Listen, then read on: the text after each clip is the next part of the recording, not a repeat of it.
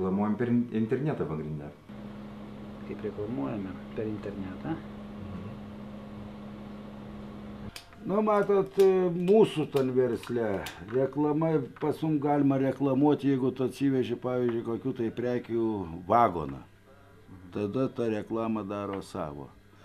Bet jeigu tu įmi iš didmenos po 5, po 10 vienetų, praktiškai jeigu didmena ką tai reklamuoja, tai su tu pačiu reklamu. Daugiau tai geriausia reklama, kaip sakau, yra mes patys praktikai, ne teoretikai. Arba dirbam, arba žvejojam.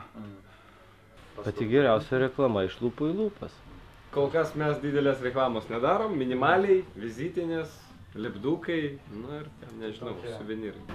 Darbo kokybė, žodinis yra toksai, kaip sakyt, arba žmogaus pasitikėjimas, jeigu moki paaiškinti, parodai ten kažkokį daiktą, ką tu gali iš jo padaryti, pasitiki žmogus, parodai, tada eina sekantis.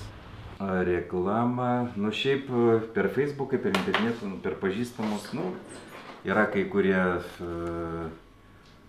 portalai, kurie reklamuoja, dabar tiksliai neatsimenu, su kuriais mes ten sutarčius sudarėm, bet pagrinde dabar reklama interneto eina. Tai ta reklama tokia irgi ten žvejybiniuose forumuose irgi žmonės pareklamuoja. Būna, jeigu pats ten dalyvauju kokiam forume, žmonės žino, klausia, ar kokių naujovių yra, tai tiek, pasakai ir viskas. Nu, sunku pasakyti, mes tokių kaip tyrimų nedarėm, bet ko gero Facebookas. Nu, šiaip kaip ir komercinė paslaptis, nelabai norėčiau taip. Kai pamatą, kad kutų pagavys turi, čia yra geriausia. Reklama čia yra. Taip, ir vizualiai dar kai pamatą, viską iš tą tada yra. Mes metų tik jaunuolis biški mažiau, bet irgi moka žvejoti. Internetas šiuo metu pats galingiausias iš tikrųjų. Google'as pagrindė. Nu, matot, tas internetas irgi yra labai slidus dalykas. Ateina čia pas mus teoretikų pirkti. Tai toks pavyzdys, nepraseniausiai atbėga vienas jaunuolis, jūsų amžiaus, telefonas, woblerį man, ale japoniškų pavadinimų, sakė, turit ar neturit. Aš galvoju, da tokio ir negirdėjus. Nu, gal negirdėjai. Klausiu, a kas, kaip, kur, išsiaiškinam. Ja draugas, Komsomolsk namūrė, su tuo woblerį labai daug pagavo. Nu, tai sakau, ar tu supranti, apie ką tu šneki? O tai ką skirtumas, jeigu tik imbarčiakimus? Eik, tu sakau, ar tu išsimėgok, ar tu pasgerk, pradėk biškį protą ribo šnekėti. Būtinai, bet čia dalykas tame, kad jeigu tu turi ką parodyti žmogui, nes vis tiek daugiau negu 50% žmonių nepasitikė to oru, ką tu perki per internetą. Tu nežinai, ką tu perki. Tu matai paveiksliuką, bet nežinai, kas ten viduj. Tu nori paliesti. Jeigu tu turi vietoj ką parodyti žmogui, ką paliesti, tai čia yra geriausias variantas. Ko dažniausiai šiuo metu mes neturim.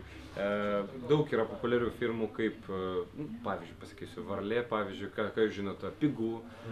Jie nieko neturi vietoj. Čia yra mažas ofisas, pro kurį va tai važiuoja tiesiog į, pavyzdžiui, prekės. Užsakot, prekė atvažiuoja, klientas ateina, paima, viskas, prekės nėra. Nereikia nesandėliuoti, nieko nereikia.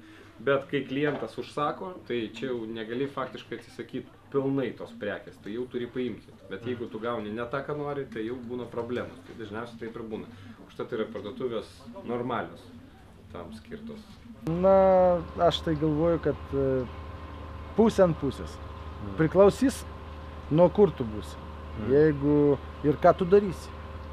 Tai va, tokie dalykai nežinau, ar verta. Verta, ko gero, labai būtų ant automobilių reklamuotis.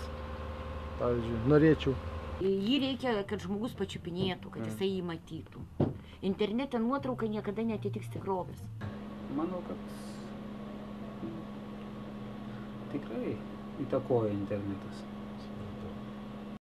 Na, praktiškai ne. Yra ten šiek tiek pora skelbimukų įdėta. Internet.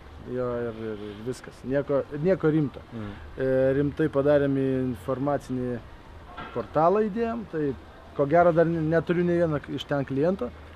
man atrodo, kad neapsimoka ten. Jo, mes pastoviai turim žmogų, kuris atsakingas už interneto svetainių kūrimą pas mus ir dėl visko faktiškai. Pavyzdžiui, mes tik tai siunčiam idėją savo.